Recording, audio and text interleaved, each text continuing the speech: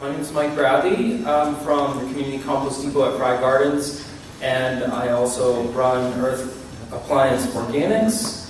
We're focused on the community as far as composting goes, and for someone who's inherently shy and tends to be a loner, speaking in public is not only unnerving, it's physically painful. So why would I come up here?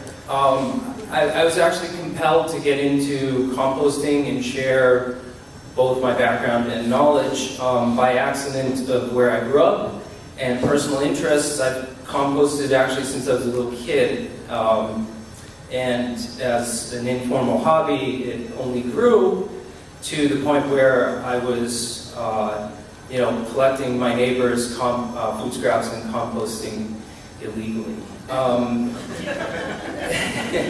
I guess it's only illegal if you get caught, so I didn't get caught, but I did come out of the shadows and decide to go legit. So in 2009, when we had, or 2010, when we had our first compost conference, I was already on track to promote community composting and to bring out some important, simple skills and understanding of the process of composting to try to educate and promote local composting. I ended up working for a company helping to develop products and brought an idea of composting in vessels, which is really important if you want to promote composting, that you give it a good name and don't make a mess. So it's certainly common knowledge, and there's consensus that composting in urban settings should be as contained as possible, at least for the moment, until it's more accepted and people associate the small amount of odors associated with it. And I'm not talking about putrid odors, I'm talking just about normal bacteriological healthy compost odors that occur. Sometimes people can be put off by that type of smell in the wrong environment. So if you can come up front and keep it in a place where people come to it and they say things like, oh, this smells like a horse farm, or it smells like coffee brewing, or that doesn't smell as bad as I thought. Those are good things. So that's where we started, and we promoted a mobile organic composting unit. The company went under, but we continued, we persevered, and partnering with ecoRI and Frank Carini and Tim Faulkner as well, and Joanna Dex, we were able to land at Hope Artist Village and start to test drive the idea of on-site composting. That soon introduced me to Richard Esbute at Fry Florist and Greenhouse, and I set up a second operation to collect and compost on site there. About that time, Providence was promoting a local composting program called Robbins Compost, and I was part of the pilot program there. We did some good work for a couple of years, but unfortunately it was cut short before its time.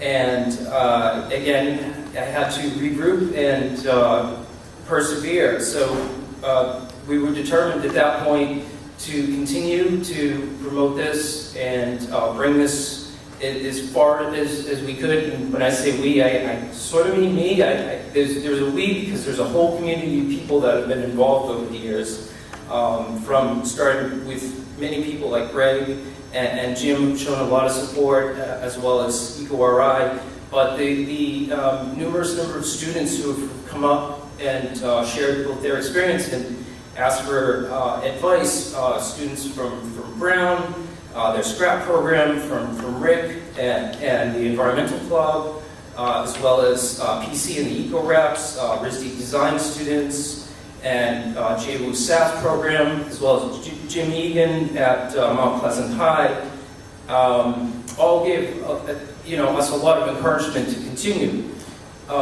We test drive and try to improve the process. My background is as a research scientist in process optimization, and so that's what we did. And after 4 years of process improvement and development, we were ready to say that we could be a legitimate compost facility. Last year we registered with DEM and were awarded the first medium-scale compost license, and since the spring of 2018 have been operating as a legitimate compost facility.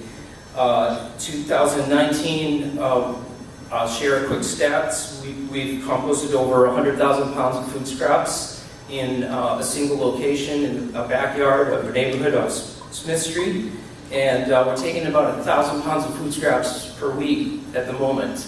Hopefully this year we can build on that and start to scale the process. So what I've seen transformed is a community that now believes in composting and doesn't see this as a peripheral activity, and it's pretty central to a lot of people's understanding of how they should be interacting with the world. So nice job, we really appreciate it. Thank you.